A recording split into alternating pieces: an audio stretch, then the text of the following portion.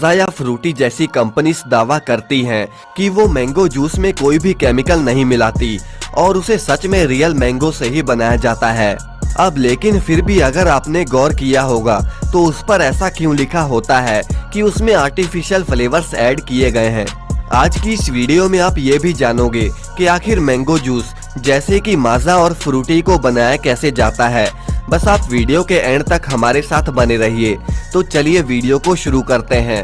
अब सबसे पहले रसीले और ताज़ा आमों को लंबे और ऊंचे पेड़ों से तोड़ा जाता है।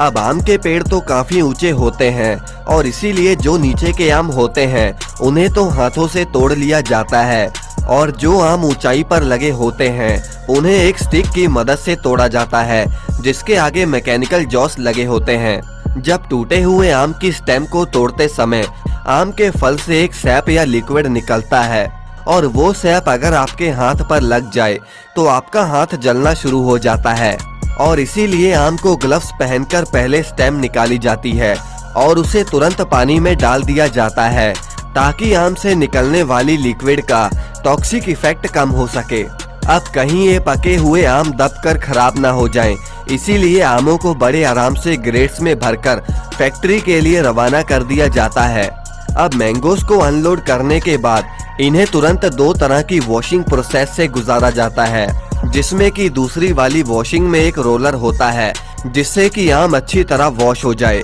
अब आमों पर मौजूद पॉलीफिनॉल ऑक्सीडेज को रिमूव करने के लिए और आम का कलर और उसका फ्लेवर इम्प्रूव करने के लिए आमों को गर्म पानी में 3 से 5 मिनट के लिए रखा जाता है और इस प्रोसेस को प्री हीटिंग और सॉफ्टनिंग प्रोसेस कहा जाता है। अब इसके बाद इन मीठे और पके हुए आमों को कन्वेयर बेल्ट पर उतारा जाता है और वहीं से 40 से 50 वर्कर्स इन सभी आमों का विजुअल इंस्पेक्शन करते हैं। वो इन आमों के डैमेजेस को चेक करते रहते हैं और अगर कोई भी आम अच्छी क्वालिटी का नहीं है और या फिर डैमेज हो गया है तो उस आम को कन्वेयर बेल्ट से बाहर कर दिया जाता है और जो बचे हुए आम हैं वर्कर्स उनके टिप्स या ऊपरी भाग को काट देते हैं। अब इसके बाद इन आमों को एक डेस्टोनिंग मशीन में भेज दिया जाता है जहां पर ये मशीन एक बहुत ही एफिशिएंट तरीके से आमों की गुठलियां और उनके छिलकों को अलग कर देती है और इसके बाद कहीं जाकर इन आमों को एक्सट्रैक्टर मशीन में डाल दिया जाता है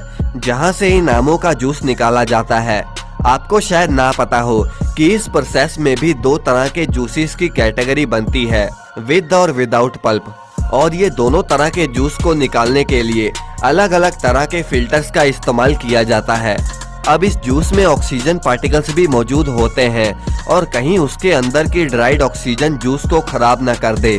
और इसीलिए जूस को डीग्रासिंग मशीन में 90 से 95 डिग्री टेम्परेचर पर 10 से 14 मिनट के लिए रखा जाता है। अब आपने शायद गौर ना किया होगा लेकिन अभी भी मैंगो जूस में कई छोटे बड़े पार्टिकल्स मौजूद हैं और उनकी डेंसिटी सेम नहीं है। अब इसीलिए लिक्विड को और भी ज्यादा बारीक करने के लिए इसे एक होमोजेनाइजर मशीन में डालकर 20 से 25 मेगापास्कल के प्रेशर में 2 से 3 बार होमोजेनाइज किया जाएगा और अब जाकर हमारा मैंगो जूस एकदम सही डेंसिटी का हो चुका है। इसके बाद जूस के अंदर के बैक्टीरिया को मारने के लिए उसे एक स्टरलाइजेशन मशीन में हीट किया जाता है और तुरंत मैंगो जूस को ठंडा भी कर लिया जाता है और इसी प्रोसेस की वजह से जूस की शेल्फ लाइफ बढ़ जाती है और इन जूसेस को बड़े बड़े स्टोरेज टैंक्स में स्टोर करके रख लिया जाता है ताकि आमों के सीजन जाने के बाद भी हम अपनी मर्जी से कभी भी मैंगो जूस का आनंद ले सकें। अब आप ये भी कह सकते हैं कि मैंगो जूस जैसे कि माजा और फ्रूटी को हम बाहर दुकानों से लेकर पीते हैं उसे हो सकता है कि 6 से 7 महीने पहले बनाया गया हो और जूस को इतना टाइम स्टोर करने का एक नुकसान ये है कि जूस अपना फ्लेवर लूज करने लगता है और इसीलिए जूस का टेस्ट मेंटेन रखने के लिए कंपनी को इसमें आर्टिफिशियल फ्लेवर ऐड करने पड़ते हैं और यही वजह है कि बोतल के पीछे उसमें आर्टिफिशियल फ्लेवर्स एडिड लिखा जाता है। अब इसके बाद आगे जूस को बॉटल्स में फिलिंग के लिए भेज दिया जाता है और आखिर में उन बॉटल्स पर लेबलिंग कर दी जाती है जिसके बाद इन्हें हमारे तक पहुंचाने के लिए रवाना कर दिया जाता है। वैसे दोस्तों आपको कौन सा जूस सबसे ज्यादा पसंद है हमें कमेंट में जरूर बताएं और इस वीडियो को लाइक करके चैनल को सब्सक्राइब करना ना भूलें।